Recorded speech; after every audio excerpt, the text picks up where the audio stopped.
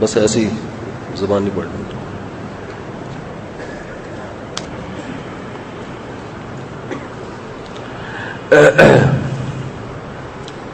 چلیں جی.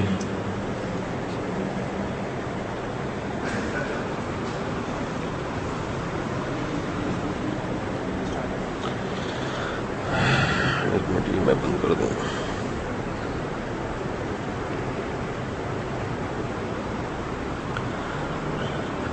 الحمد لله نحمده ونصلي على رسوله الكريم أما بعد فأعوذ بالله من الشيطان الرجيم بسم الله الرحمن الرحيم. ضرب الله مثلا للذين آمنوا امرأة نوح وامرأة لوط ضرب الله للذين كفروا امرأة نوح وامرأة لوط كانتا تحت عبدين من عبادنا صالحين فخانتاهما فلم يغنيا عنهما من الله شيئا وقيل ادخلا النار مع الداخلين. 28ویں پارے کی یہ آخری آیات ہیں جن پر بیان چل رہا تھا.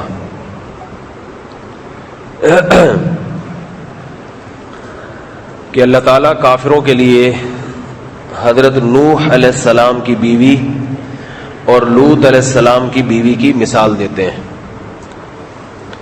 فرمایا یہ دونوں عورتیں ہمارے نیک بندوں کے نکاح میں تھیں. فخانتاہما ان دونوں نے اپنے شوہروں سے خیانت کی یعنی ان کے دین پر عمل نہیں کیا. فلم یغنیا عنہما من اللہ شیئا لہذا یہ دونوں پیغمبر اپنی ان دونوں بیویوں کو اللہ کے عذاب سے قیامت کے دن نہیں بچا سکیں گے. وقیل ادخلا النار مع الداخلین اور ان دونوں عورتوں سے کہا جائے گا کہ جیسے دوسری عورتیں اور دوسرے مرد جہنم کی آگ میں جا رہے ہیں تم بھی ان کے ساتھ داخل ہو جاؤ. تو بیان اس پر چل رہا تھا کہ اتنے بڑے پیغمبر اور ان کی بیویاں کافر. پہلے زمانے میں کافر عورت سے نکاح جائز تھا, بیویاں کافر. تو وجہ کیا تھی کہ پیغمبر ہو کے بھی ان کی بیویاں کیا ہیں؟ کافر. اور پیغمبر کو 950 سال جب پیغمبر نے تبلیغ کی ہے تو شادی کم از کم 400-500 سال بھی آپ لگا لیں تو وہ ان کی بیوی بن کے رہی ہوں گی.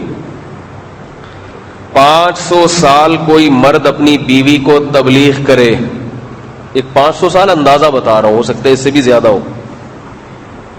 کوئی مرد اپنی بیوی کو 500 سال تک سمجھاتا رہے تو بالآخر وہ بھی مان جائے گی. میں مثال دیتا تھا نا, اونٹ کو رکشے میں بٹھانا آسان ہے, آپ کو بات سمجھانا مشکل. لوگوں نے ہمت کر کے اونٹ کو بھی رکشے میں بٹھا ہی دیا, یعنی ناممکن کو ممکن بنا دیا. کلپ بھیجا کسی نے میرے پاس, اونٹ رکشے میں بیٹھا ہوا ہے, واقعی بیٹھا ہوا تھا. تو یعنی اس دنیا میں ایسے کام بھی ہو جاتے ہیں جس کی ہم توقع نہیں رکھتے. اچھا تو زور سے بول دیتے نا, پورا بیان نکل گیا. ایسے ہی اشارہ کرتے کرتے پورا بیان ہو جاتا. اچھا اچھا, یہ موبائل کی بیٹری ڈاؤن ہوئی بھی ہے, اللہ کرے چل جائے.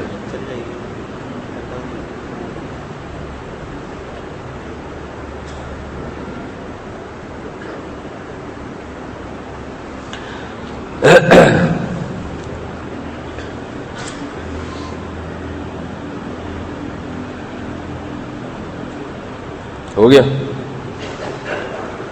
تو میں یہ عرض کر رہا تھا کہ لوگوں نے اونٹ کو بھی بالآخر رکشے میں بٹھا دیا.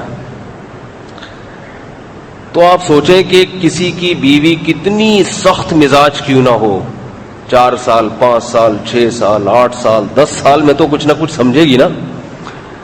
نوح علیہ السلام کی بیوی 500 سال میں بھی نہ سمجھی، اور پیغمبر کی دعوت جن کے معجزے بھی دیکھے ہوں گے، وجہ کیا تھی اس کی؟ لوط علیہ السلام کیسے بڑے پیغمبر، حضرت ابراہیم علیہ السلام کے بھانجے، کتنا گہرا رشتہ، اللہ کے خلیل، اور ان کے ساتھ ہجرت کرنے والے، ان پر ایمان لانے والے،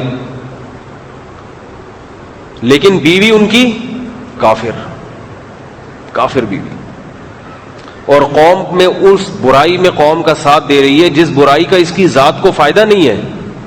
وہ قوم لڑکوں سے بدکاری کرتی تھی، یہ پیسے لے کے مردوں کو لڑکوں کا پتہ بتا دیتی تھی۔ کتنی بڑی برائی، اور کیسے بڑے پیغمبر، اور دوسرے ان کی دعوت پر ایمان لا رہے ہیں مگر بیوی ایمان نہیں لا رہی، دوسرے لا رہے ہیں ایمان۔ وجہ کیا؟ اس سے ہمیں کیا پتا چلا کہ کلچر کا، ماحول کا، لوکیشن جو آپ کی جہاں آپ رہتے ہیں اس کا اثر گھر بار پر زیادہ ہوتا ہے، آپ کا کم ہوتا ہے۔ اس سے میں ان لوگوں کو خاص طور پہ بار بار کہتا ہوں جو یورپ امریکہ میں رہتے ہیں ایسے ماحول میں، اور پھر کہتے ہیں کہ ہمارے بچے ہمارے کنٹرول میں نہیں ہیں۔ کیسے کنٹرول میں ہوں گے آپ کے بچے؟ بچہ جب گھر سے باہر نکلتا ہے، اڑوس پڑوس میں وہ دیکھتا ہے، اسکولوں میں دیکھتا ہے بدماشیاں اور ساری چیزیں، تو اپنے ابا اماں کو وہ پرانے زمانے کا دقیانوس ترین آدمی سمجھنا شروع کر دیتا ہے۔ ایک صاحب آئے میرے پاس، مجھے کہنے لگے کہ میں جرمنی میں رہتا ہوں، اپنے بچوں سے بہت محبت کرتا ہوں، اپنے بچوں کو بتاتا رہتا ہوں کہ باہر میری شکایت نہ لگا دینا، کیونکہ وہاں نہ حکومتی اہلکار پولیس والے بچوں سے پوچھتے ہیں کہ ابا مارتے تو نہیں، اماں مارتی تو نہیں۔ اگر بچہ کہہ دے تو انکوائری ہوتی ہے، ابا اماں کو اٹھا کے لے جاتے ہیں، اور بعض دفعہ بچہ چھین کے لے جاتے ہیں کہ تم اس لائق نہیں ہو کہ اپنے بچوں کو پالو، لہذا ہم پالیں گے۔ اور بعض دفعہ ایسے جوڑوں کے حوالے کر دیا جاتا ہے جو یورپین ہوتے ہیں، یعنی ان کے حوالے کہ یہ تم نہیں پال سکتے، یہ پالیں گے۔ بعض دفعہ والدین اپنے بچوں سے محروم ہو جاتے ہیں اس چکر میں، تو اب بچوں کو بھی معلوم ہوتا ہے اس قانون کا، تو والدین بچوں کو سکھا کے رکھتے ہیں بیٹا باہر نہیں بتانا کسی کو۔ سب کی بات نہیں ہوگی، بہت سے بچے پل بھی جاتے ہیں ماشاءاللہ، بہت سے تو ایسے ہیں جو وہاں سے یہاں خراب تھے وہاں جا کے نیک بن گئے۔ تو مقصد کسی سے بدگمان کرنا نہیں ہے کہ کوئی جرمنی میں رہ رہا ہے تو معاذ اللہ خراب ہے۔ میں بار بار یہ بات بتاتا ہوں کہ کسی سے بدگمانی جائز نہیں ہے، میں عمومی ایک بات کر رہا ہوں۔ تو وہ جب مجھے یہ واقعہ سنا رہے تھے، مجھے کہہ رہے تھے کہ بچوں پہ ہاتھ اٹھانا وہاں بڑا مشکل کام ہے، چھوٹے بچوں پہ یا بڑے بچوں پہ جو جتنے بھی ہیں۔ میں نے کہا آپ کی تقریر سن کے میرا دل چاہ رہا ہے اپنے ایک ایک بچے کو پکڑ کے بلا وجہ چترول لگاؤں گا۔ میں نے کہا دل چاہ رہا جا کے ٹھکائی لگاؤں۔ بولے جا بتا کسی پولیس والے کو تیرے میں دم ہے تو بلا کے لا۔ صحیح ہے، ایسا ہی پھر ایک بچہ آیا بھاگتا ہوا، چھوٹا بچہ، کہہ رہے امی کہہ رہی ہیں یہ چیز لا کے دے دو۔ میں نے کہا دیکھنا اب یہ دوبارہ آیا نا کیسا لگے گا اس کو تپڑ، کہ میں بیٹھا ہوا ہوں ادھر، تو آگے مجھے پیغام لے کے کیوں آ رہا ہے میرے پاس؟ بھائی مسجد میں بندہ بیٹھا ہوا ہے، کسی کام سے بیٹھا ہوا ہے، یہ مخبری کر رہا ہے وہاں جا کے، ٹھیک ہے۔ ابو ادھر بیٹھے ہوئے، دکان سے انڈے لینے بھیجا تھا ابھی تک نہیں لے کر آئے، تو آ کے کان میں نا پیغام لے کر آتا ہے وہاں سے، یہ لا دو وہ لا دو۔ میں نے کہا اب یہ دوبارہ آیا، ویسے ہی میرا ٹھکائی لگانے کا دل چاہ رہا ہے آپ کی باتیں سن کے، دوبارہ آیا پھر دیکھو کیسا لگاتا ہوں اس کو میں۔ تو پھر میں نے ان کو واقعہ سنا ہے، میں نے کہا دیکھو ہمارے بڑے بھائی نے، میں نے اپنے بیان میں واقعہ سنا ہے، بلا وجہ مجھے ٹھکائی لگا دی تھی، تو ہمارے استاذ نے کیا کہا کہ بھائی بڑا ہے، بڑے ہونے کو کا یہ حق بنتا ہے کہ بلا وجہ بھی کبھی کبھار ٹھکائی لگا دیا کرے، یہ بتانے کے لیے کہ میں کیا ہوں، بڑا ہوں۔ جو ہمارے یہاں تو بڑے بھائی کو اجازت ہے، باپ تو پھر باپ ہے نا۔ تو اللہ کے بندو بہت بڑی نعمت ہے پاکستان، ان لوگوں نے جو اپنے ملکوں کے لیے قانون بنائے وہ ان کے حساب سے صحیح ہیں، ان کے حساب سے ٹھیک ہے، وہ قانون غلط نہیں ہے ان کا، کیونکہ انہوں نے یہ قانون بنائے کافروں کے لیے۔ آپ یورپ کی تاریخ اٹھا کے دیکھیں، عورت پر اتنا ظلم کرتے تھے یہ غیر مسلم اپنی بیویوں پہ، اور بچوں پہ اتنا ظلم کرتے تھے کیونکہ اللہ کا خوف نہیں ہے۔ ہمارے ہاں تو مارتے ہوئے ڈرے گا نا بچے کو کہ تھوڑا سا اللہ کو بھی منہ دکھانا ہے، باپ کو بھی پتا ہے، بیوی کو مارتے ہوئے ڈرے گا بھائی اس کی مجھے شریعت اجازت دیتی ہے کہ نہیں دیتی۔ ایسا کام اس پہ نہیں ڈالے گا جس کی آپ کو شریعت اجازت نہیں دے رہی. ایک ماحول بنا ہوا ہے. یورپ کی تاریخ اگر آپ اٹھا کے دیکھیں تو یہ اتنے ظالم تھے, تو ان کو کنٹرول کرنے کے لیے انہوں نے قانون بنایا ہے کہ بھئی اگر ان کو بچوں پہ ہاتھ اٹھانے کی اجازت دے دی, ان کی پھر کوئی بریکیں نہیں ہے, ان کی کتنا ماریں گے, کتنا پیٹیں گے اور کس بات پہ ماریں گے یہ بھی پتہ نہیں ہے. چونکہ ان کے ہاں مذہب نہیں ہے, اللہ کے وجود کا تصور بہت ہی دھیما سا تصور ہے, جنت جہنم پہ یقین نہیں ہے. اسی لیے انہوں نے عورتوں کے حقوق بہت زیادہ بیان کیے, عورت کے حقوق. ان کو پتا ہے کہ یہ اگر قانون اتنا مضبوط نہیں ہوگا تو یہاں کی عورت کو پھر یہ لوگ جینے نہیں دیں گے. لیکن وہ قانون ہمارے معاشرے پہ اپلائی نہیں ہو سکتا, ہمارے معاشرے پر ہوگا. انہوں نے کیا کیا, بڑی برائی ختم کرنے کے لیے چھوٹی برائی کو برداشت کیا انہوں نے. اب اگر ہم اس قانون کو فالو کریں گے تو ہمارے ہاں جو تھوڑی بہت خوبی ہے وہ ختم ہو کے برائی پیدا ہو جائے گی. بچے باپ کا احترام, باپ پالے گا ہی نہیں بچے کو.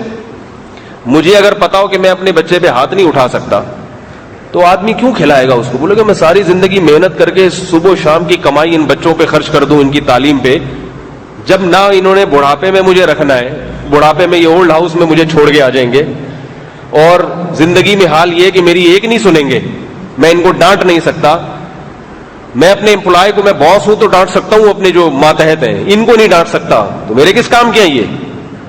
تو اس سے خاندانی نظام تباہ و برباد ہو جائے گا. میں آپ کو ایک عجیب بات بتاتا ہوں. بہت سے لوگ یہ اعتراض کرتے ہیں کہ اسلام نے مرد کو عورت پہ ہاتھ اٹھانے کی اجازت کیوں دی ہے؟ قرآن مجید میں ہے نا کہ بیوی اگر نافرمان ہے تو اللہ نے قرآن میں 3 اسٹیپ بیان کیے ہیں. عظوہن, ان کو محبت سے سمجھاؤ تاکہ وہ تمہاری فرما برداری کرنا شروع کر دے. اگر اس سے نہیں باز آتی, وَاہْجُرُوهُنَّ فِي الْمَضَاجِعِ, بستر الگ کر دو, روٹھ جاؤ کچھ وقت کے لیے, ناراض ہو جاؤ, بات چیت بند, علیحدہ سوچ سے. تھوڑے دنوں میں وہ سیٹنگ پہ آ جائے گی اگر اس کے دل میں محبت ہوگی. تیسرا درجہ, اگر اس سے بھی باز نہیں آتی, وَضْرِبُوهُنَّ, تو اس پہ ہاتھ اٹھا سکتے ہو. یہ قرآن کی آیت ہے. شوہر کو اجازت ہے ایسے تیسرے درجے میں جا کے اس پہ ہاتھ اٹھا سکتا ہے. یہاں انگریز بہت اعتراض کرتے ہیں, یہاں لبرل اور سیکولر طبقہ بھی بہت اعتراض کرتا ہے کہ یہ کیا, مرد کو اجازت ہے کہ عورت پہ ہاتھ اٹھا لے. لیکن ہاتھ اٹھانے کی بھی حدیث میں پھر حدود و قیود بیان کیے ہیں, کس طرح سے کتنا مار سکتا ہے, اور اس کے جانوروں کی طرح نہ پیٹا جائے, چہرے پہ نہ مارا جائے, اس کی تفصیل ہے. خود نبی صلی اللہ علیہ وسلم نے پوری زندگی میں اپنی کسی زوجہ پہ ہاتھ نہیں اٹھایا, تو اپنی سیرت بتا دی کہ بھئی اصل تو یہ ہے, اصل یہ ہے کہ ہاتھ نہیں اٹھاؤ. پوری زندگی میں کبھی کسی زوجہ پہ ہاتھ نہیں اٹھایا. حالانکہ آپ کی 9 تھیں, ایک آدمی کی 1 ہو نا تو چلو اتفاق سے اچھی مل گئی اس کو, ٹھیک ہے نا, اس کے مزاج کی مل گئی. 2 ہو, 3 ہو, 4 ہو, پھر تو کوئی نہ کوئی ایسی ملتی ہے جو آپ کے مزاج سے. امہات المومنین تو ساری اچھی تھیں, اس میں تو کوئی شبہ نہیں ہے. لیکن اس بات کا تو امکان تھا نا کہ نبی کا کسی سے مزاج نہ ملتا ہو, تو نبی ان کو اپنے مزاج پہ لانے کے لیے, لیکن نبی صلی اللہ علیہ وسلم کے اخلاق تھے کہ آپ نے کمپرومائز کیا. ٹھیک, بہت زیادہ. ایک مرتبہ آپ صلی اللہ علیہ وسلم کو کسی بات پہ غصہ آیا, بہت پریشان ہوئے, تو قسم اٹھا لی کہ اللہ کی قسم 1 مہینہ کسی بیوی کے قریب نہیں آؤں گا میں. اپنے اوپر پابندی لگا دی اور ناراض ہو کے گھر سے چلے گئے. بہت زیادہ جب پریشان ہوئے کسی بات پہ, 1 مہینہ کے لیے. 29 دن ہوئے تو واپس آ گئے. حالانکہ مہینے کا لفظ جب بولا جاتا ہے تو اس سے عام طور پہ 30 دن کا تصور دماغ میں آتا ہے. جیسے ہی 29 دن کے بعد واپس آئے ہیں تو کسی نے پوچھا کہ یا رسول اللہ, آپ نے 1 مہینے کی قسم اٹھائی تھی. آپ نے فرمایا مہینہ 29 دن کا ہے یہ, چاند 29 کا تھا. ٹھیک ہے, تو آپ صلی اللہ علیہ وسلم کی سیرت یہ. لیکن قرآن تو سب کے لیے آیا ہے نا, سب میں اتنا حوصلہ نہیں ہوتا جتنا پیغمبر میں ہے, سب میں اتنا نہیں ہوتا, اور سب اتنا کمپرومائز کر نہیں سکتے جتنا پیغمبر نے کیا. نبی صلی اللہ علیہ وسلم نے بہت ساری چیزیں کہ بھئی چلو آخرت کی خاطر, ٹھیک ہے, لیکن سب میں ایسا نہیں ہوتا. تو اسلام تو دین فطرت ہے نا, ایسا قانون دے کے جائے گا جو قیامت تک چل سکے. تو بہت سے غیر مسلم یہ اعتراض کرتے ہیں کہ ہاتھ اٹھانے کی اجازت کیوں دی, یہ تو ظلم ہے عورت پر. یاد رکھو ایک تو بلا ضرورت ہاتھ اٹھانے کی اجازت نہیں ہے. جب وہ آپ کی بات نہیں مان رہی اور جائز مطالبہ ہے، آپ کا مطالبہ بھی ناجائز نہیں ہے، اس پہ نہیں آ رہی، اگر آپ کو ہاتھ اٹھانے کی اجازت نہیں دی جائے تو پھر مرد کے پاس طلاق کے آپشن کے علاوہ کوئی آپشن بچتا نہیں ہے. وہ کہے گا جب میرے کام کی نہیں ہے، یہ میری مان کے نہیں چل رہی، تو پھر میں کیسے یعنی اس کو رکھوں. تو آپ نے ہاتھ اٹھانے سے تو روک دیا، مگر طلاق کا راستہ مرد کے لیے کھول دیا. وہ نہیں رکھے گا اس کو، وہ کہے گا میں نہیں رکھتا. اب عورت ہاتھ اٹھانے میں عورت کا زیادہ نقصان ہے یا طلاق میں؟ طلاق کے بعد تو بیچاری پھر کہیں اور کسی سے نکاح کرے گی، پھر جو ہے وہ بچوں کا مسئلہ ہے اور درجنوں مسائل ہیں اس کے بعد. دوسری بات، ہاتھ اٹھانے میں جو وقتی نقصان ہے، نقصان تو ہے کہ بیوی جو ہے وہ باندھی نہیں ہوتی، لونڈی نہیں ہوتی، وہ تو آپ کا ایک شریک حیات ہے. تو ایک درجے کی اس میں توہین ہے کہ جو آپ کے پیرالل تھی، آپ کے برابر کی تھی، آپ نے اس پہ ہاتھ اٹھایا. یہ تو اس میں نقصان کا پہلو ہے جو نظر بھی آتا ہے. اسی وجہ سے شریعت میں اس کی ترغیب نہیں ہے. لیکن اس کے پیچھے بہت سارے فائدے ہیں. فائدے یہ ہیں، ایک فائدہ تو یہ ہے کہ جب بھی کوئی آدمی کسی پہ ہاتھ اٹھاتا ہے کمزور پہ، تو یہ مرد کی فطرت ہے کہ تھوڑی دیر کے بعد اس کو ترس لازمی آئے گا، کیونکہ وہ آدمی ہے، انسان ہے، مرد ہے، اس میں رجولیت ہے، کچھ نہ کچھ غیرت اس میں ہے. یہ فطرت ہے انسان کی. باپ جب بیٹے کی ٹھکائی لگاتا ہے، ہمیں یاد ہے ہم جب چھوٹے بچے تھے، جب بھی ہمارے ابا نے ٹھکائی لگائی، آدھے گھنٹے بعد بلایا، پیار ویار کیا. بولا وہ زیادہ ہو گئی، ٹھیک ہے، اس وقت تو غصے میں مار دیا تھا، بلا کے پیار ویار کیا اور پھر تھوڑا سے پیسے ویسے پکڑائے، جاؤ یہ کھاؤ. یہ فطرت ہے، آدمی اسے احساس ہو جاتا ہے. اب جب مرد ایسا کرتا ہے، میں نے دیکھا ہے، اس وقت تو غصے میں اس نے کر دیا، لیکن بعد میں اس کو احساس، دو وجہ سے احساس ہوتا ہے. ایک تو یہ کہ میں نے جو سزا دینی تھی وہ دے دی ہے، ایک تو اس کی بھڑاس نکل جاتی ہے، اور دوسرا احساس یہ ہوتا ہے کہ مجھ سے زیادتی نہ ہو گئی ہو. میں نارمل انسانوں کی بات کر رہا ہوں، جو پاگل بیوقوف ہیں ان کے لیے قانون نہیں بنتے. بعض صبح شام کوٹتے پیٹتے رہتے، ان کو احساس نہیں ہوتا، وہ تو پھر پاگل ہوتے ہیں نا. ان کے تو شریعت میں الگ اصول ہے کہ بے تحاشا مارتا ہے، بلا وجہ مارتا ہے، تو پھر شریعت اس کو اجازت دیتی ہے عورت کو کہ وہ اس سے طلاق مانگ سکتی ہے. اگر طلاق نہیں دیتا تو عدالت کے ذریعے بھی نکاح ختم کرا سکتی ہے. نارمل حالات میں نارمل مرد کو یہ احساس ہوتا ہے، تو وہ کیا کرے گا بھائی؟ غصے کا کی تلافی کرے گا، وہ تلافی کرے گا اس، اور پھر جائے گا، کچھ منائے گا، تھوڑا سا کچھ باہر سے برگر شرگر لے آئے گا جا کے اس کے لیے. میں اکثر مثال دیتا ہوں، جائے گا خود بھی گٹکا کھائے گا کہ یار دماغ میرا لیٹ سے جائے، اور ایک گٹکا بیوی کے لیے بھی لے آئے گا، چلو بھی تم بھی تھوڑا سا کھاؤ، تمہارا بھی دماغ سیٹ ہو جائے گا. یہ فطرت ہے. جن گھروں میں ایسا ہوتا ہے، معاملہ وہاں بڑھتا ہے جہاں مرد نے کبھی ہاتھ اٹھایا اور عورت نے پھر اس کا بھتنگڑ بنا دیا. فوراً موبائل پہ اپنے ابا کو فون گھنایا، میرے میاں نے مجھے تھپڑ مارا. اب تک تھپڑ مارا تو سسر صاحب تھے پولیس میں، پوری موبائل لے کے پہنچ گئے. پھر معاملہ گٹکے پہ ختم نہیں ہوگا. اب آدمی کہے گا پھر تو اپنے اب سسر صاحب آ گیا، ان سے پھٹا اٹھایا تو کیا ہے یہ فلانا ڈمانا. وہ پھر آپ کو پتا ہے ہمارے معاشرے میں کیا ہوتا ہے. تو اگر وہ اس وقت تھوڑا سا صبر کر لے، بھائی ٹھیک ہے. میرے پاس جب کوئی ایسا کیس آتا ہے نا، لڑائی جھگڑا ہوا ہے، میاں بیوی کے ایک دوسرے کو صلاواتیں سنا رہے ہیں، یہ ایسا تو وہ ایسا، میں کہتا ہوں 1 گھنٹے تک ٹھیک ٹھاک طریقے سے سناؤ، 1 گھنٹے کے بعد مجھے کال کرنا. مجھے پتا ہے 1 گھنٹے میں ٹھنڈے ہو جائیں گے. یہ غصہ ایسی چیز نہیں ہے جو 24 گھنٹے آدمی پھڑپڑاتا رہے. 24 گھنٹے اگر کوئی پھڑپڑائے گا تو برین ہیمریج سے مر جائے گا وہ، تو ویسے ہی لڑائی جھگڑا ختم. ٹھیک ہے نا، پھر تو سلو کی ضرورت ہی نہیں رہے گی. اللہ نے ایسا بنایا ہے کہ جتنا مرضی غصہ آئے آپ کو، تھوڑی دیر کے بعد لازمی ختم ہوتا ہے، ورنہ مر جاؤ گے آپ. اور جب ختم ہوتا ہے تو پھر انداز الگ ہوتا ہے. پھر آپ کال کرو گے تو پھر یہ پہلے جیسے صلواتیں سنا رہے تھے وہ نہیں سناؤ گے.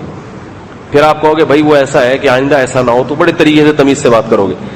تو ایک فائدہ تو یہ ہوتا ہے کہ یہ ایسی چیز نہیں ہے جو کنٹینیو چلے اور اس سے نفرتیں بڑھیں. مرد کو احساس ہو جاتا ہے، وہ منا لیتا ہے. لیکن اس کا فائدہ کیا ہوتا ہے کہ جب منانے کے بعد عورت کو وہ ڈر تھوڑا سا لاشعوری طور پر اس کے دل میں بیٹھ جاتا ہے کہ بھئی یہ اس کا یہ ڈیزائن بھی ہے. ٹھیک ہے نا، تھوڑی سی ڈرتی ہے وہ. اور یاد رکھو، ڈرے جس کا روب نہیں ہے نا، ڈر نہیں ہے، ڈرے بغیر کوئی بھی سیدھے راستے پہ چلتا ہی نہیں ہے. اگر کوئی خاتون کہیں کہ نہیں ہم اتنے نیک ہیں، ہمارے دل میں شوہر کا روب نہیں بھی ہوگا، پھر بھی ہم سیدھے راستے پہ چلیں گے، تو پوری دنیا میں 5-6 خواتین اس قسم کی ہوں گی. ورنہ آپ دفتروں میں جا کے دیکھ لو, جس مرد پہ باس کا روب نہ ہو, قانون کا روب نہ ہو, وہ چلے گا کیا سیدھا؟ ملازمین رکھ کے دیکھو دکانوں میں, دکان میں آپ ملازمین رکھ کے دیکھیں, اگر ان کو آپ کا ڈر نہیں ہے تو ایک ملازم بھی دیانتداری سے کام نہیں کرے گا. کوئی کام کر کے دکھا دو. یہ جو لوگ اتنا کہتے ہیں کہ ڈنڈے سے قانون نہیں ہوتا, تو پوری دنیا کے ہر ملک میں پولیس کیوں ہوتی ہے پھر؟ سب لوگ کہتے ہیں نا, یورپ امریکہ والے بھی کہتے ہیں نہیں اصل تو اخلاق ہے, اخلاق سے مناؤ, اخلاق سے سمجھاؤ. تو بھائی پولیس کا نظام کیوں بنایا ہوا ہے پھر آپ نے؟ پولیس کیوں ہے آپ کے پاس؟ ختم کر دو نا پولیس کو. اخلاق سے تقریریں کرو چوری کے خلاف, کوئی بھی چوری نہیں کرے گا. سب کو پتا ہے کہ پولیس کے بغیر کوئی بھی, الا ماشاءاللہ چند لوگ جو متقی پرہیزگار ہوتے ہیں, وہ مارکیٹ میں بہت ہی تھوڑے سے ہوتے ہیں. ہر مارکیٹ میں آپ کو 2-4 متقی ملیں گے, باقی سب ٹوپیاں. ایک ہر آدمی ٹوپیاں لے کے بیٹھا ہوا ہے, میں تجھے ٹوپی کراؤں, اور وہ کہتے تو مجھے ٹوپی کرا. سب سے بہترین کاروبار پوری دنیا کا کیا ہے؟ ٹوپیوں کا بزنس ہے. جو لوگ نماز میں ٹوپی نہیں پہنتے وہ بھی بزنس ٹوپیوں کا بہرحال وہ بھی کرتے ہیں. اہل حدیث میں ایک فرقہ ایسا ہے جو نماز میں ٹوپی نہیں پہنتا, ٹھیک ہے نا. تو دنیا میں ایسے لوگ ہیں جو ٹوپی نہیں پہنتے, مگر ٹوپی کرانے میں چاہے ٹوپی پہننے والا ہو یا نہ پہننے والا ہو, اس میں سب برابر ہوتے ہیں. سب ٹوپی کراتے ہیں, کاروباری لوگ بھی, بزنس مین بھی, سب لوگ. تو اب اگر کسی کو بھی قانون کو فالو کروانا ہے تو اس کے پیچھے اگر سزا کا عنصر ختم کر دیا جائے تو قانون کوئی بھی نہیں چل سکتا.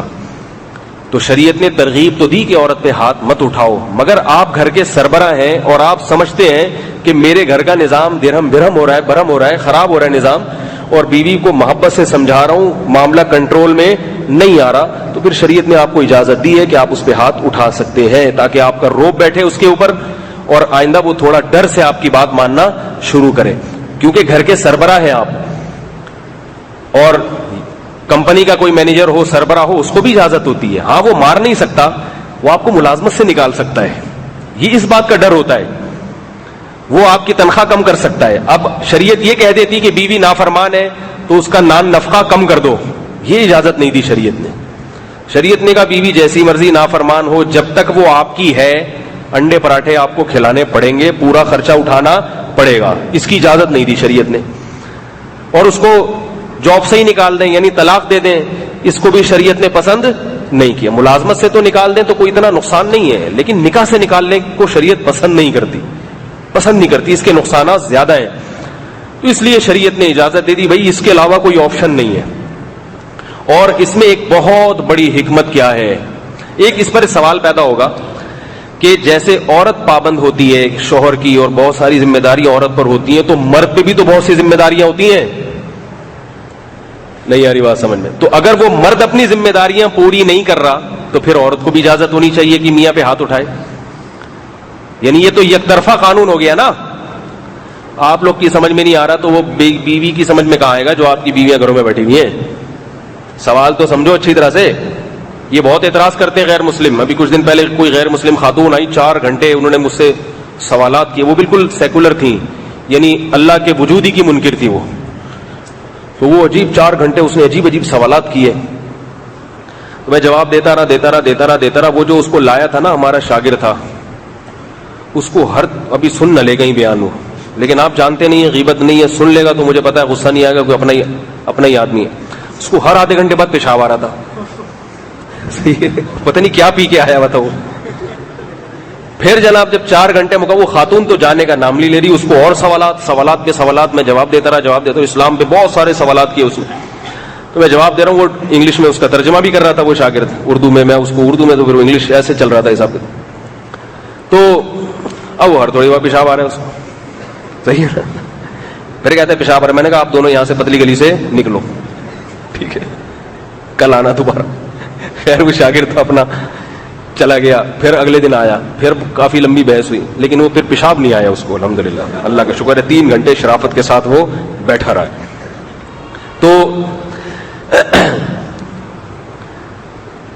تو یہ اعتراض بہت زیادہ ہوتا ہے کہ مرد کو کیوں اجازت ہے کہ عورت پہ ہاتھ اٹھا لے, اور عورت اگر آپ سمجھتے ہیں کہ یہ جب تک مرد کو یہ اتھارٹی نہیں دی جائے گی, بہت سارے گھر تو کامیابی سے چل لیں گے, لیکن بعض جگہوں پہ اس کی ضرورت پڑے گی. سب گھروں میں ضروری نہیں ہے, بہت سی خواتین نیک ہوتی ہیں, پرہیزگار ہوتی ہیں, چل رہی ہوتی ہیں اور کچھ مرد کمپرومائز کرنے والا ہوتا ہے, کوئی کہتا ہے چلو جانے دو, پورا سیدھا تو کوئی بھی دنیا میں نہیں ہوتا. تو سوال یہ پیدا ہوتا ہے کہ پھر مرد کے بھی تو ذمہ داریاں ہیں نا بھائی, مرد کی بھی تو ذمہ داریاں ہیں, تو وہ اگر پوری نہیں کر رہا تو اس پہ بھی تو عورت کو اجازت ہونی چاہیے کہ وہ بھی اپنا روب جمائے اور اس پر ہاتھ اٹھائے. مرد کو اجازت ہے, عورت کو اجازت کیوں نہیں ہے؟ عورت کو اس لیے اجازت نہیں ہے کہ اسلام ہے دین فطرت. اگر آپ عورت کو اجازت دیں گے اور عورت اپنے میاں پہ ہاتھ اٹھائے گی, دنیا کا کوئی قانون ایسا نہیں ہے کہ وہ مرد کے جذبات پہ کنٹرول کر لے اور مرد کو مار کھانے کی اجازت دے دے اور کہے کہ تم کھاتے رہو آرام سے, کیونکہ اللہ نے اس کو مرد بنایا ہے, مرد آدمی بنایا ہے. آپ اس کی فطرت تبدیل نہیں کر سکتے, وہ عورت سے پٹ نہیں سکتا, یہ اس کی نیچر کے خلاف ہے, وہ فوراً چھوڑ دے گا اس کو.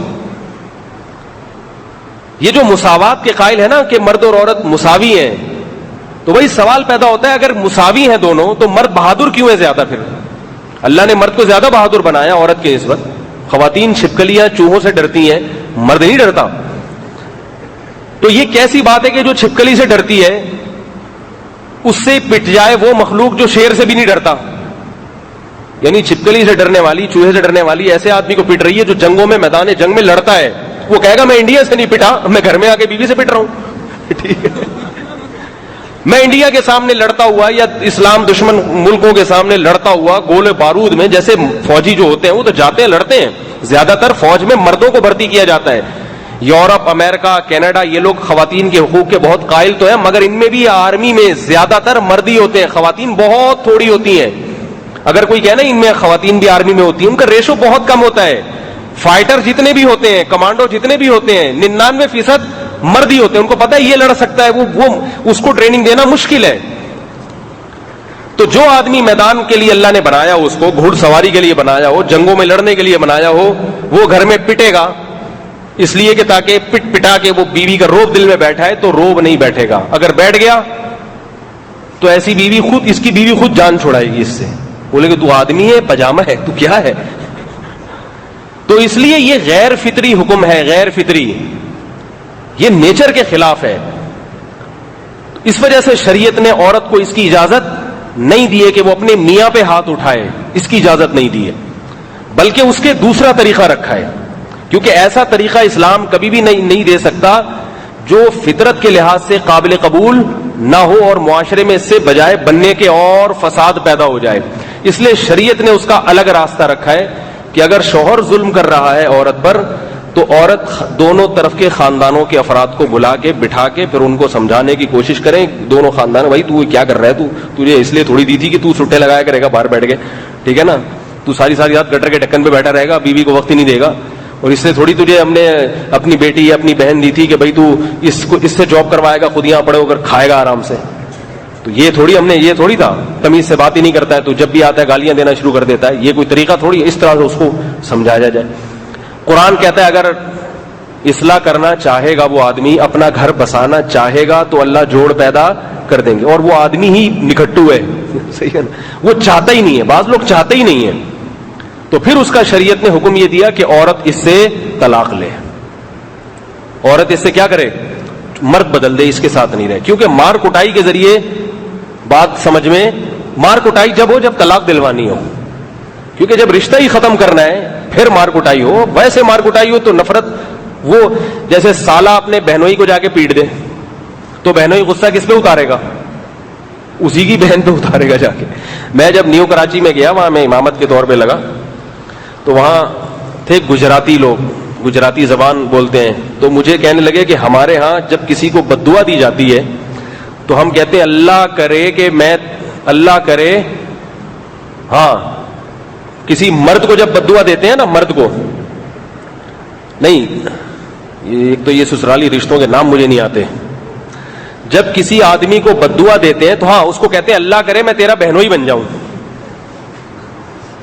کیونکہ جب بہنوئی بن گیا نا, اب وہ سالہ ساری زندگی ڈرتا رہے گا, یار اس سے بنا کے رکھو, ادھر تو یہ بڑا گھنا بن کے, بکری بن کے بیٹھا رہے گا, غصہ کہاں جا کے نکالے گا, سارا بہن پہ نکالے گا جا کے.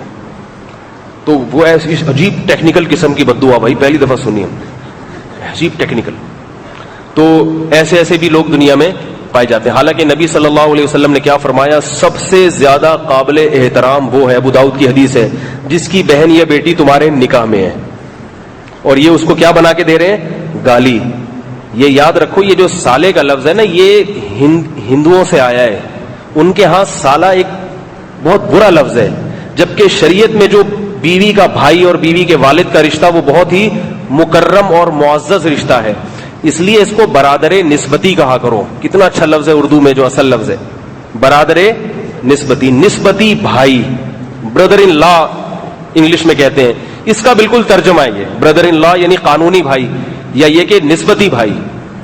تو یہ لفظ اچھا ہے, یہ کہا کرو. سالی کو سالی نہ کہا کرو, ہے بھائی, پھر کیا کہا کرو, سسٹر ان لا کہہ دو, یہ بھی اچھا ہے. سالی کا لفظ کہنا سالا کہیں کا, گالی جب دینی ہو تو کیا بولتے ہیں, ابے سالے تیرے کو میں دیکھ لوں گا. تو یہ اچھا لفظ نہیں ہے, برادری نسبتی. تو پہلا فائدہ کیا ہوا کہ بھئی روب بیٹھا, اور مرد پہ نہیں ہو سکتا. عورت اگر مرد پہ ہاتھ اٹھائے گی تو وہ قوم کو کیا منہ دکھائے گا جا کے, لوگ بولیں بھائی تو بیوی سے تو پٹتا ہے, ہمارے سامنے آ کے باتیں کرتا ہے, ٹھیک ہے. اس لیے شریعت نہیں, یہ نیچر کے خلاف ہے, اس کی اجازت نہیں دی ہے.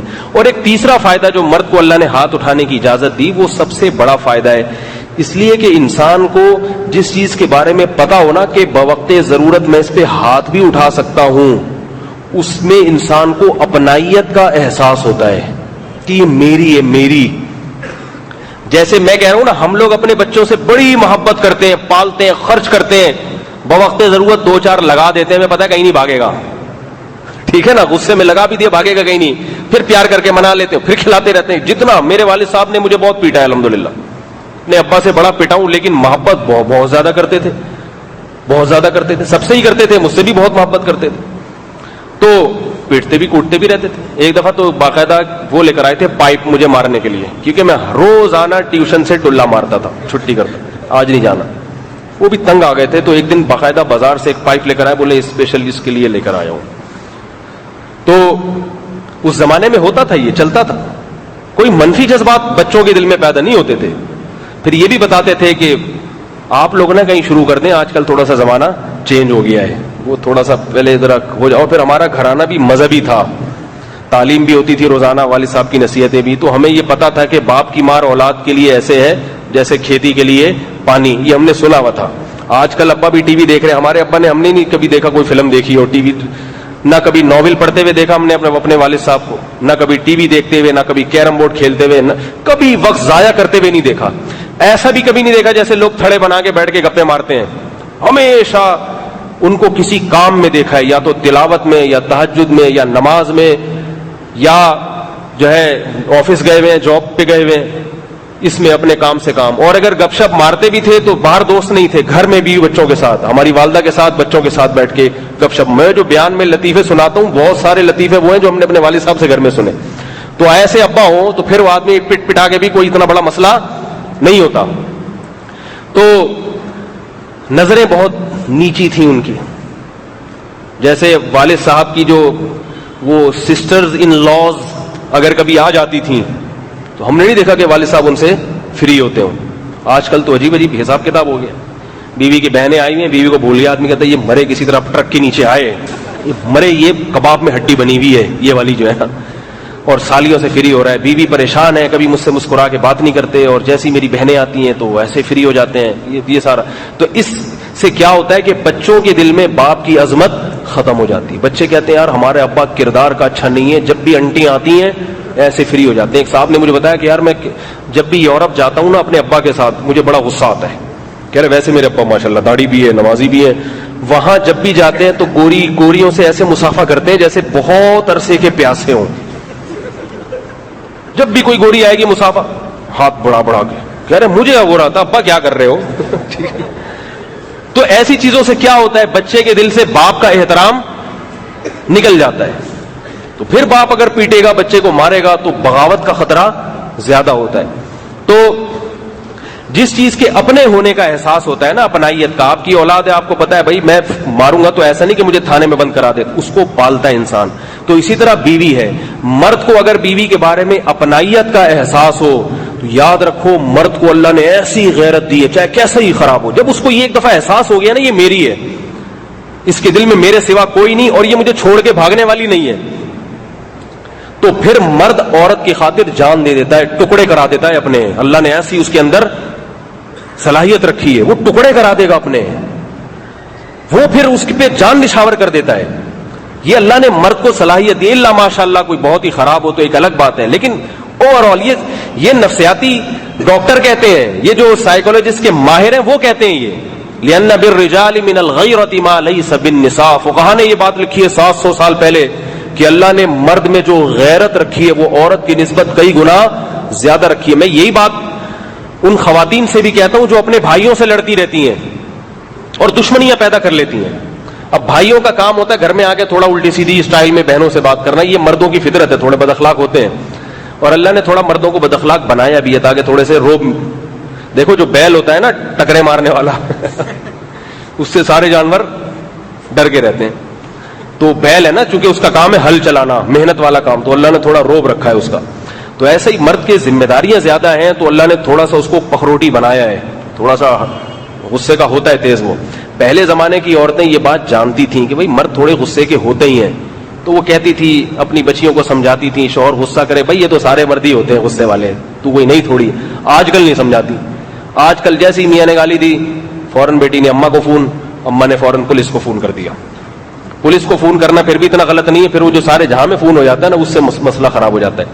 تو جو بہنیں اپنے بھائی کا احترام نہیں کرتی ان کو بعد میں بھگتنا پڑتا ہے. اس وقت تھوڑی سی شادی سے پہلے اپنے بھائی کی الٹی سیدھی برداشت کر لو، اس سے محبت کر لو، اس کو کچھ کپڑے استری کر کے دے دیے، کھانا بنا کے دے دیا اور تھوڑی الٹی سیدھی برداشت کر لی، 2 محبت کے بول دیے، ساری زندگی موت تک وہ بھائی ساتھ نہیں چھوڑے گا. اللہ نے ایسا جذبہ رکھا ہے بھائی کے دل میں، کیونکہ عورت کو بعد میں اپنے بھائیوں کی ضرورت، شوہر اچھا نہیں ملا تو کون پیٹے گا آگے شوہر کو؟ نہ بھی پیٹے لیکن روب کس کا ہوگا؟ میں نے ایسے لوگ اپنی زندگی میں دیکھے ہیں، عورت کا شوہر اچھا نہیں ہے، میں نے دیکھے اپنی زندگی میں، شوہر اچھا نہیں ہے، کسی سے تمیز سے بات نہیں کرتا، مگر بیوی سے تمیز سے بات کرتا ہے کیونکہ بیوی کے پیچھے اس کا ایک مضبوط خاندان ہے، 5-6 بھائی ہیں، ایک ابا ہے، ایک عدد. اس کو پتا ہے یار میں نہیں یہاں صحیح، بالکل ایسے چلتا ہے، بالکل سیدھا سیدھا، اس کو پتا ہے بھائی. اور اگر عورت نے اپنے بھائیوں سے بگاڑ لی وہ ایسے دستبردار ہو جاتے ہیں، بھائی تم شادی کرو جاؤ جہاں باڑ میں، ہم سے نہیں پوچھنا. ایسی خواتین بھی آتی ہیں کہ بھاگ کے گھر سے شادی کر لی، بھائی سے بنتی نہیں تھی اور یہ تھا اور وہ تھا، لڑائیاں جھگڑے، شادی کر لی، اب وہ جب ستا رہا ہے تو کس کے پاس جائیں؟ بھائیوں نے اپنے دروازے بند کر لیے.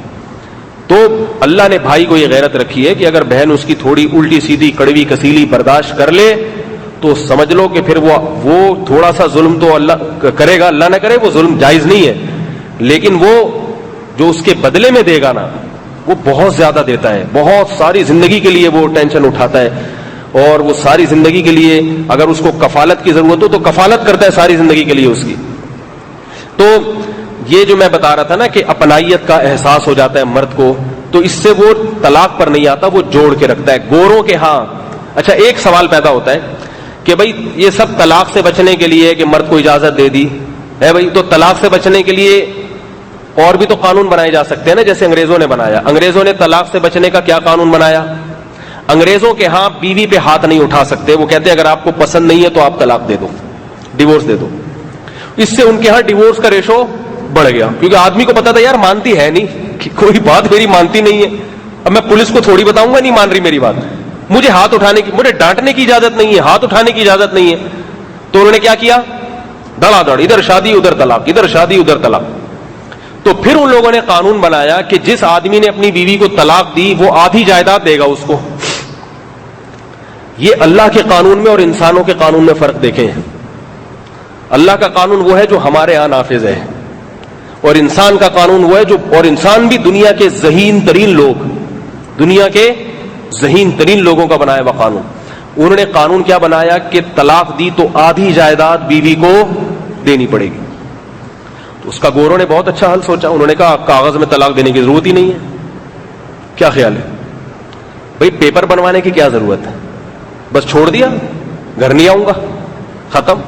100 گرل فرینڈ بنا لی اس نے، بولا یہ میری بیوی نہیں ہے، ختم ہو گئی بات. وہ کہاں سے عدالت میں جائے گی کہ بھئی یہ مجھے قانون کی حد تک تو میں اس کی بیوی ہوں مگر مجھے بیویوں والے حقوق نہیں دیتا، کیونکہ دنیا میں کوئی طاقت ایسی نہیں ہے کہ مرد اگر اپنی بیوی کو حقوق نہیں دینا چاہتا، دنیا کی کوئی طاقت ایسی نہیں ہے جو اس سے حقوق نکلوا لے، زبردستی نکلوا لے.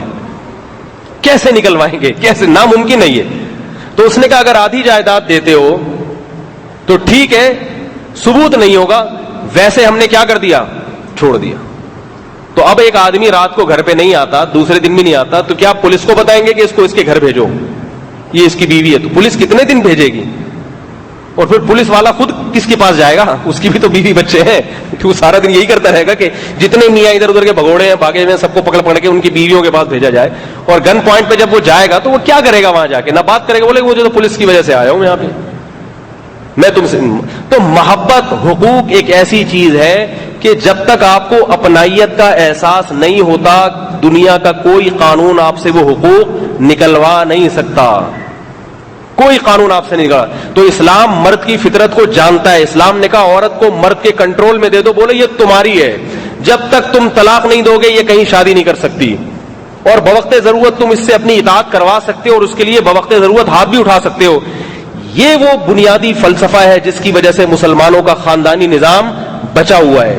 اور طلاق دیکھو اسلام میں کتنی آسان ہے. غیر مسلم نے مجھ پہ یہ بھی اعتراض کیا کہ اسلام نے طلاق کو اتنا آسان کیوں بنایا. ہندو نے اعتراض کیا یہ اتنا آسان کیوں بنایا. گوروں کے ہاں طلاق کا بڑا لمبا پروسیس ہے، عدالت جاؤ، یہ کرو وہ کرو، یونین کونسل وغیرہ وغیرہ ساری چیزیں ہوتی. اور اسلام نے کیا، زبان سے 3 دفعہ نکالی، فینش، دوبارہ شادی بھی نہیں کر سکتے. ایک ہندو نے اعتراض کیا یہ. تو میرے پاس اس وقت زیادہ ٹائم نہیں تھا، میں نے لمبے چوڑے جواب نہیں دیے. میں نے کہا اس کا آسان جواب یہ کہ اسلام میں اتنی آسان ہے طلاق اور غیر مسلموں کے ہاں اتنی مشکل ہے. اگر اسلام کا نظام غلط ہے تو طلاق کا ریشو پھر بھی سب سے کم مسلمانوں میں کیوں ہے اور غیر مسلموں میں ریشو زیادہ کیوں ہے؟ نہیں یاری بات سمجھ میں. ان کے ہاں اتنی آسان، اتنی مشکل ہو کے بھی طلاق کا ریشو بہت زیادہ. ہمارے ہاں اتنی آسان ہو کے بھی طلاق کا ریشو بہت کم. یہ جو ہم لوگ کہتے ہیں نا لوگوں کے صبح شام طلاق کے فون آتے ہیں، تو آبادی کے ریشو کے لحاظ سے یہ بہت کم ہوتے ہیں. اکثر شادیاں ہمارے ہاں الحمدللہ کامیاب ہوتی ہیں، بلکہ بندہ پہلے مر جاتا ہے برین ہیمریج سے. یعنی بیوی اتنا ٹینشن دیتی ہے کہ وہ پہلے مر جاتا ہے، طلاق پھر بھی نہیں دیتا، حالانکہ اس کو پتہ ہے لفظ زبان سے نکالوں گا معاملہ ختم، پھر بھی نہیں دیتا. تبھی آپ معاشرے میں سروے کریں تو بیوہ زیادہ نظر آئیں گی اور آپ کو رنڈوے کم نظر آئیں گے. رنڈوا اسے کہتے ہیں جس کی بیوی مر جائے، وہ کم نظر آئیں گے، بیوہ عورتیں زیادہ نظر آئیں گی. بہت کم ایسی ہیں جن کی جو پہلے مری میاں بعد میں مرا. زیادہ تر ایسا ہی نظر آ رہا ہے، میاں بیچارہ پہلے مر جاتا ہے. وہ کتنا نیک آدمی ہوگا جو خود سے اپنی ذمہ داری پہ پہلے مر گیا. ٹھیک ہے نا. تو میں یہ عرض کر رہا تھا، تو میں نے کہا کہ اگر اسلام کا نظام غلط ہے تو بھائی مشاہدے سے بڑھ کر تو کوئی دلیل نہیں ہوتی نا. اتنا آسان بنا دیا، مگر اس کے باوجود ریشو ہمارے ہاں کم ہے، کیونکہ آسان ہونے کے باوجود بندہ کہتا ہے کہ میں زبان سے نہیں نکالوں گا. اگر نکال دی تو واپسی کا آپشن ختم ہے. اسی واپسی کے آپشن کے ختم ہونے کی وجہ سے طلاق کا ریشو کم ہے کہ بھائی یہ تو نکال دیا تو ریورس نہیں ہے یہ، اور اس کو پتا ہے کہ نکال کے میرا نقصان ہے، یہ میری پراپرٹی ہے. پراپرٹی کا مطلب اس سے میں تعبیر نہیں کر رہا کوئی باندھی ہے، یعنی اپنائیت کا احساس کہ میری ہے بھائی، میرا نقصان ہوگا اس میں، اگر میں اس کو چھوڑ دوں گا تو میرا نقصان ہے. یہ جو عنصر ہے نا نقصان والا، کہ مرد کو اپنے نقصان کا احساس ہوتا ہے، یہ احساس مرد کو طلاق دینے سے روکتا ہے. اور ان کے ہاں ان کو پتا ہے کہ دینے میں میرا فائدہ ہے، کیونکہ نہ میں اس پہ ہاتھ اٹھا سکتا ہوں، نہ یہ میری مانے گی. میں اگر اسے کہوں اسلام نے 3 بنیادی حکم ایسے ہیں جس پہ عورت کو مرد کا پابند کیا، اس میں عورت مرد کی نافرمانی بالکل بھی نہیں کر سکتی. ایک، مرد کی اجازت کے بغیر گھر سے نکل نہیں سکتی. وہ اس معاملے میں دو رائے نہیں ہو سکتی، کچھ بھی ہو جائے. نمبر 2، مرد کی اجازت کے بغیر کسی کو اپنے گھر میں بلا نہیں سکتی. یہ کیسے؟ نمبر 3، مرد اگر اس کے اپنی خواہش پوری کرنے کے لیے بلائے تو اسلام نے اس کے پاس نو کا آپشن نہیں رکھا ہے. یہ 3 ایسی چیزیں جو گوروں کے پاس نہیں ہیں، گوروں کے پاس نہیں، اس لیے وہ سر پٹولتے ہیں پھر. ٹھیک ہے، ہمیں پتا ہے بھائی ہم گھر آئیں گے تو بیگم صاحبہ ہوگی، ان کو پتا ہے کہ آئیں گے، پتہ نہیں ہوگی کہ نہیں ہوگی، وہ یہ نہیں پتا. پھر اگر ہوگی تو ایسا نہ ہو کسی کے ساتھ بیٹھی ہوئی ہو، تو آدمی کہتا نہ ہی ہوتی تو اچھا تھا، ٹھیک ہے. تو پھر جو ہے گھر سے باہر ہے تو پتہ نہیں کہاں بیٹھی ہوئی. تو یہ سارے عجیب عجیب، تو یہ 3 احکام ایسے دے دیے اسلام نے. اور ایک اور حکم ہے، چوتھا بھی ہے، یہ فقہاء نے اس لیے بیان نہیں کیا کہ اس زمانے میں ایسا ہوتا نہیں تھا، تو اس لیے بعض فقہاء نے بیان کیا، سب نے نہیں، کیونکہ اس زمانے میں یہ تھا ہی نہیں، تصور نہیں تھا. وہ یہ کہ عورت مرد کی اجازت کے بغیر نسل نہیں روک سکتی.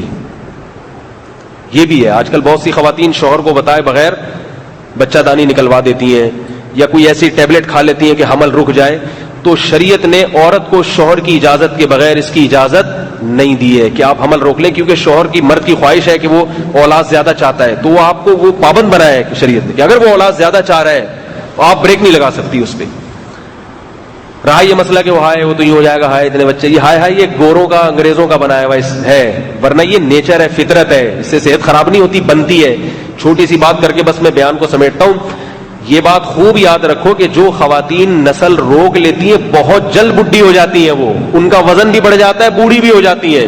اور جو نسل نہیں روکتی ان کا ویٹ نہیں بڑھتا، اسمارٹ رہتی ہیں، دبلی پتلی رہتی ہیں، اور ان کی عمر بھی زیادہ ہوتی ہے، جوان بھی دیر تک رہتی ہیں. وہ یہ جو کہا جاتا ہے نا بچے زیادہ ہونے سے بوڑھی ہو جائے گی یا موٹی ہو جائے گی، یہ دنیا کا اتنا بڑا جھوٹ ہے جس کو میڈیکل سائنس قبول نہیں کرتی ہے.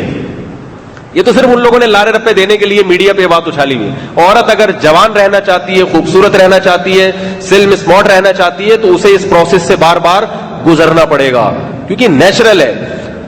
ہاں یہ ضروری ہے کہ اس کی خوراک کا اور آرام کا پورا خیال رکھا جائے. تو ایک تو مسئلہ شریعت نے یہ کہا کہ عورت یعنی نسل نہیں روک سکتی. اسی طرح شریعت نے مرد کو بھی پابند کیا ہے کہ اگر عورت چاہتی ہے اولاد تو شوہر بھی کوئی حمل روکنے کا طریقہ استعمال نہیں کر سکتا. یہ مسئلہ بہت سے لوگوں کو معلوم نہیں ہے. جھگڑے آتے ہیں میرے پاس کہ شوہر کہتا ہے بس ایک بچے کے بعد مجھے نہیں چاہیے، عورت کی خواہش ہوتی ہے اولاد کی. تو یاد رکھو شریعت میں شوہر کے لیے نسل روکنا، اگر بیوی چاہ رہی ہے شوہر نسل نہیں روک سکتا، کیونکہ اولاد جیسے مرد کا حق ہے اسی طرح عورت کا بھی حق ہے. بلکہ فقہا بیان کرتے ہیں کہ شادی کا بنیادی مقصد ہی اولاد ہے، باقی سارے مقاصد بعد کے ہیں. کیونکہ بڑھاپے میں یہ میاں کام نہیں آئے گا بیوی کے، یہ تو ویسے ہی جلدی مر جائے گا، جیسے بھی میں نے رپورٹ پیش کیا آپ کو. ٹھیک ہے، تو عورت کو تو اپنی 40-45 اور پھر خواتین بوڑھی بھی جلدی ہو جاتی ہیں 40-45 سال کے بعد، تو ان کو اپنے خاندان چاہیے. پھر تو بچے ہوتے ہیں تو وہ موج مستیاں کرتی ہے، وہ بھی اتنی بہو ہیں اتنے داماد، اور وہ عید پہ وہ والے آ رہے ہیں تو ابھی وہ والا آ رہا ہے، امریکہ سے داماد کا فون آ رہا ہے اور بچے کا فون آ رہا ہے. اگر وہ 40 آپ نے اس کو ایک آدھی بچہ ہے تو اس کی بیچاری کی زندگی تو آپ نے اس کے تو سارے مزے کرکرے کر دیا آپ نے. تو نہ عورت اپنے شوہر کی اجازت کے بغیر نسل روک سکتی ہے اور نہ شوہر اپنی بیوی کی اجازت کے بغیر نسل روک سکتا ہے. یہ بنیادی رائٹس ہیں جو اسلام نے دیے ہیں مرد اور عورت کو. لیکن گوروں کے ہاں یہ چیزیں بھی نہیں ہیں، اور انہی سے اب ہمارے یہاں بھی آ گئی ہیں جو جیسے ان کا کلچر برباد. اللہ نے قرآن میں فرمایا وَدُّوا لَوْ تَكْفُرُونَ كَمَا كَفَرُوا. اللہ فرماتے ہیں کہ جیسے یہ خود برباد ہو گئے، یہ چاہتے ہیں کہ تم بھی برباد ہو جاؤ. تمہارا ہنستا بستا فیملی سسٹم ایک اچھا نظام، بہن بھائیوں کا ایک نظام ہے اور غیرت کا ایک نظام ہے، بچے کھیل رہے ہیں گھر میں اور عید منا رہے ہیں، گائے کو لے کے گھوم رہے ہیں، سارا سسٹم تمہارا کیا ہو جائے گا؟ خراب ہو جائے گا. بس ایزی لوڈ والا باقی رہ جائے گا. اب ریلیشن کیا ہے؟ دوستی کا ریلیشن بھی ختم. اب تو دوست بھی نہیں ہوتے. پہلے تو میں دیکھتا تھا گٹر کے ڈھکن پہ رات بھر 6-10 لڑکے بیٹھے گپے مار رہے ہیں، وہ بھی نہیں. اگر وہ بیٹھے بھی ہیں تو سب کے ہاتھ میں موبائل، آپس میں کوئی رابطہ نہیں ہے. وہ اپنی والی سے باتیں کر رہی ہے اپنی والی سے، وہ اپنی والی سے، یہ اس کو 500 روپئے 500 مانگ رہا ہے اس سے. مانگ بھی کیوں رہا ہے؟ یہ نہیں کہ ابا پہ میں نے ابا کی طبیعت خراب ہے تو 500 یار میں بھی تو تیرے کو ایزی لوڈ کروایا تھا نا اس دن 1000 روپئے کا، تو میرے کو 500 دے دینا بھائی. یہ چل رہا ہے. سارے رشتے ختم. اور یاد رکھو یہ سب جوانی کی مستیاں ہیں، تھوڑے دنوں میں یہ مستیاں ختم. پھر کیا؟ پھر محبت کہاں سے ملے گی تمہیں؟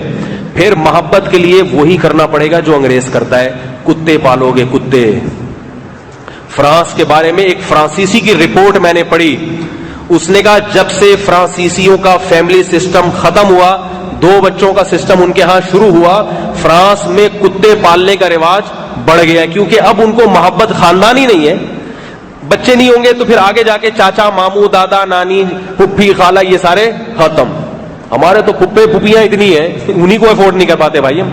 عید پہ ابھی بھی میں ایک پھپھی رہ گئی ہیں جن سے نہیں ملا اپنی، سب سے مل ملا کے آگے پھر بھی 2-4 کہیں نہ کہیں کھانچے میں رہ ہی جاتے ہیں. تو ایک انگریز آیا, ہمارے مولوی صاحب تھے, مسجد کے امام تھے, ان کے گاؤں میں آیا.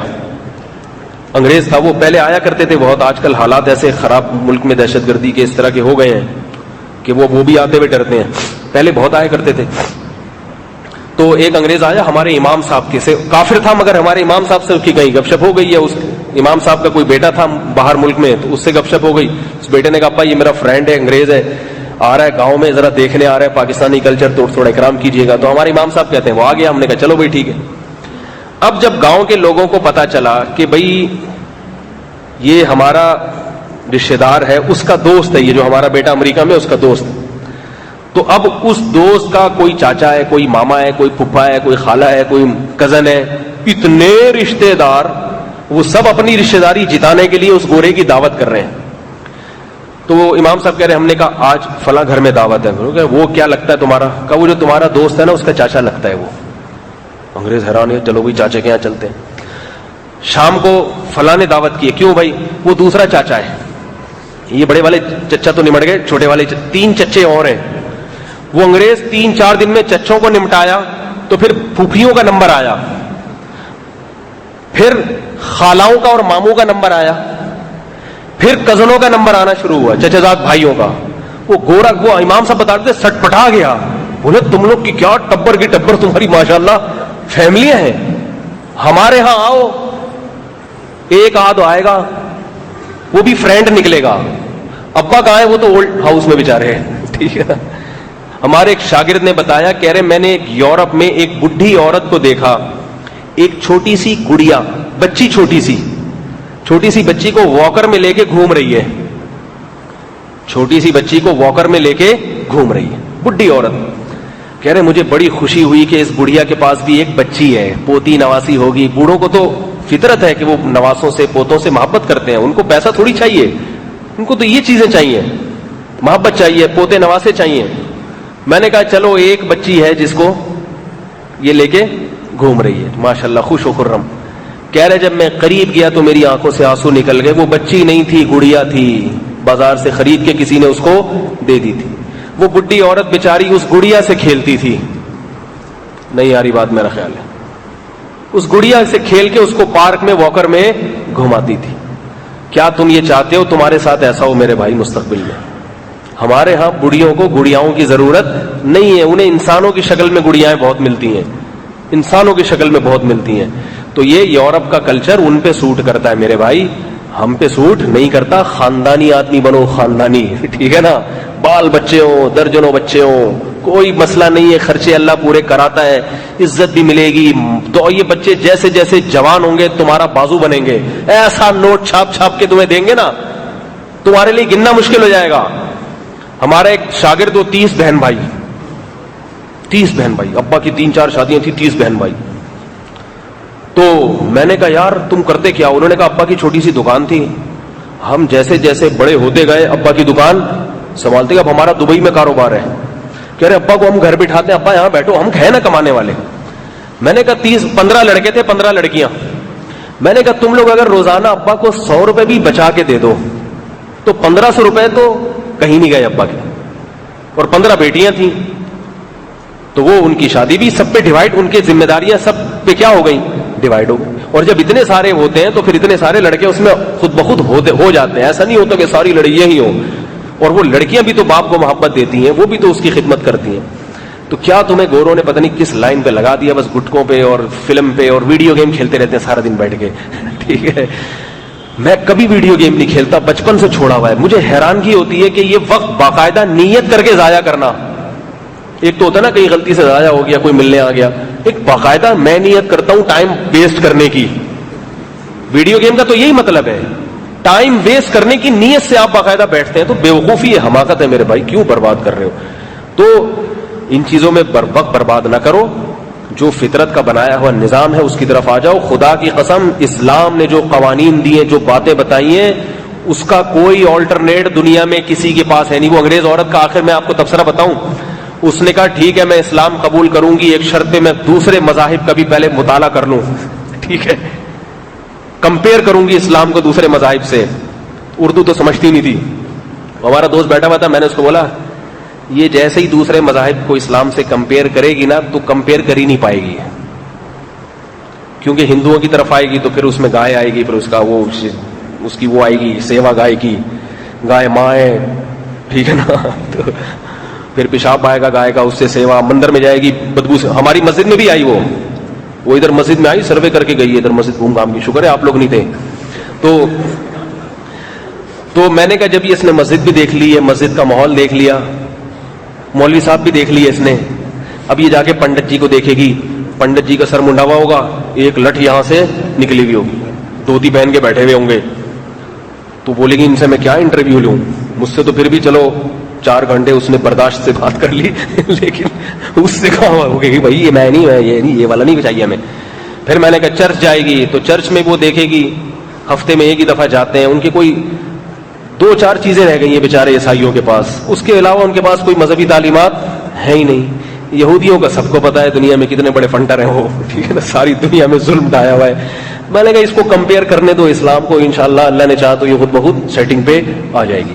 تو اس لیے اسلام کی قدر کرو، بہت پیارا مذہب ہے. اب وہ بیچاری تحقیق کر رہی ہے اور اس سے ہزاروں درجنوں لوگ ہیں جو تحقیقات کر رہے ہیں، ہمیں فری میں دے دیا، فری میں جو چیز ملتی ہے انسان اس کی قدر نہیں کرتا. تو بعد میں سب چیزیں سمجھ میں آئیں گی، مگر ٹائم گزر چکا ہوگا. ابھی جوانی میں توبہ طائب کر کے پاکیزہ زندگی گزار لو. اللہ تعالی ہم سب کو پاکیزہ زندگی گزارنے کی توفیق نصیب فرمائے. یہ 2-3 سوالات ہیں کسی کے. چاند گرہن اور سورج گرہن کی کیا حقیقت ہے؟ قرآن سے حقیقت ہے، چاند گرہن اللہ کی نشانیوں میں سے نشانی ہے، حدیث میں آتا ہے اس وقت توبہ طائب کیا کرو، نماز روزہ کیا کرو.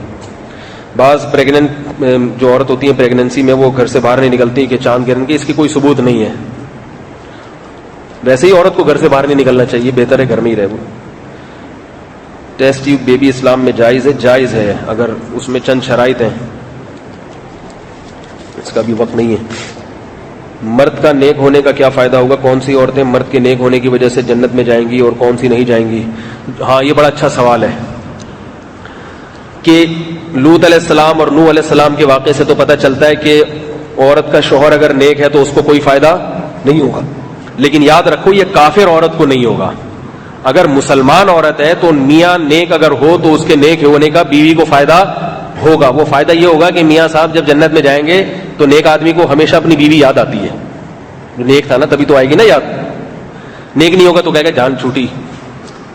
تو جب اس کو بیوی یاد آئے گی تو حدیث میں آتا ہے جن کے بھی جو رشتہ دار تھے وہ اللہ سے دعا مانگیں گے، سفارش کریں گے، اللہ تو ہمارے اعزاء و اقارب کو بھی، اگرچہ وہ اس ڈپارٹمنٹ کے بندے نہیں ہیں، ٹھیک ہے نا، ہے نہیں، حرکتیں ٹھیک نہیں تھیں، سفارش کریں گے. اب اللہ کس کی سفارش کتنی قبول کرتا ہے؟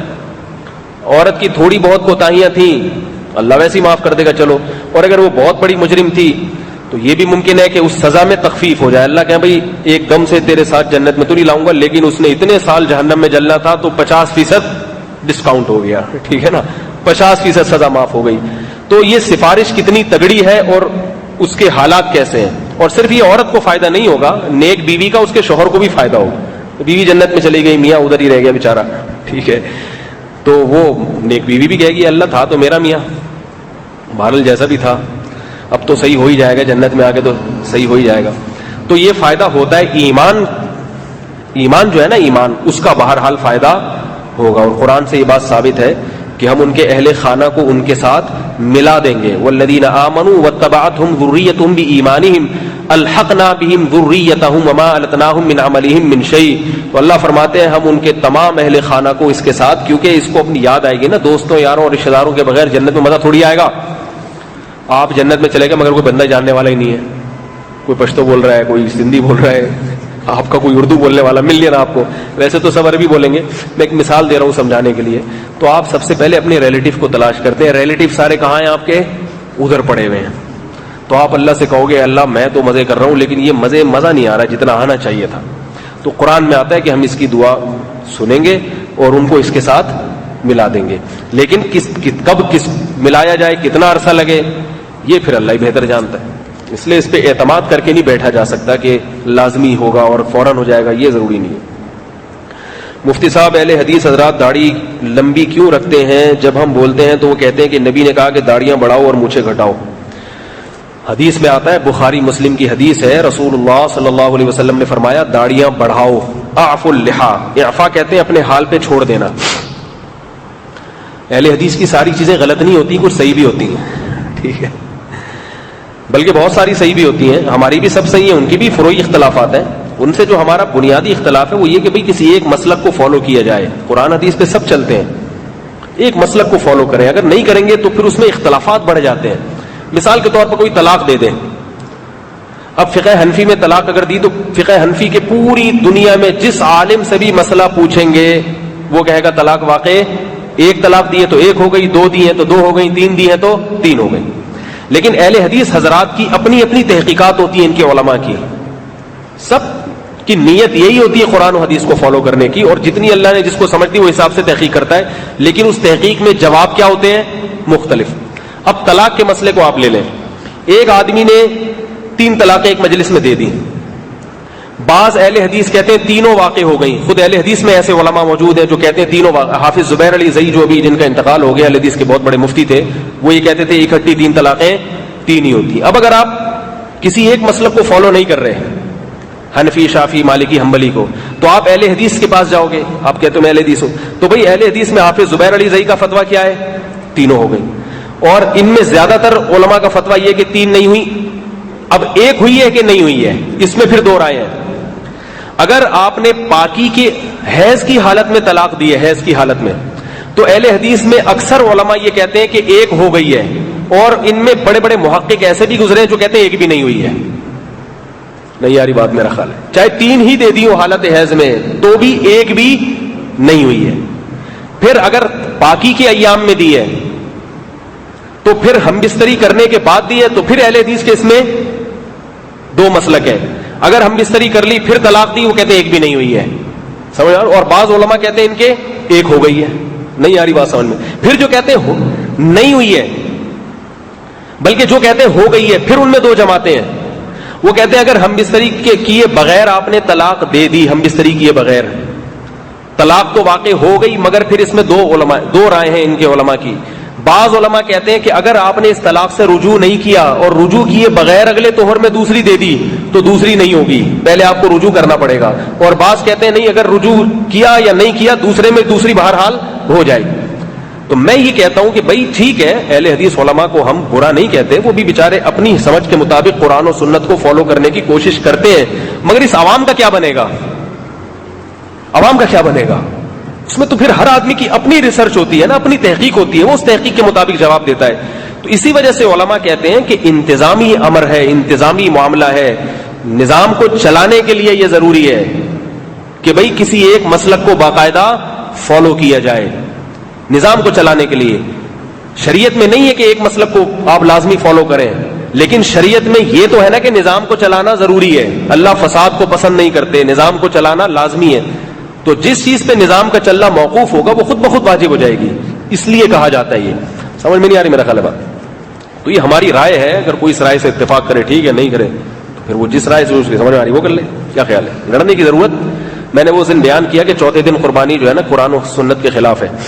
تو میں نے آخر میں ایک بات کہی, کسی نے پوچھا کہ وہ اہل حدیث حضرات کرتے ہیں اور پھر یوں کرتے ہیں فلانا کرتے ہیں, تو ہم یہ, تو میں نے ان کو ایک بات کہی, میں نے کہا دیکھو اگر وہ چوتھے دن کر رہے ہیں, ان کی سمجھ میں چوتھے دن آ رہا ہے, ان کو کرنے دو, لڑو نہیں.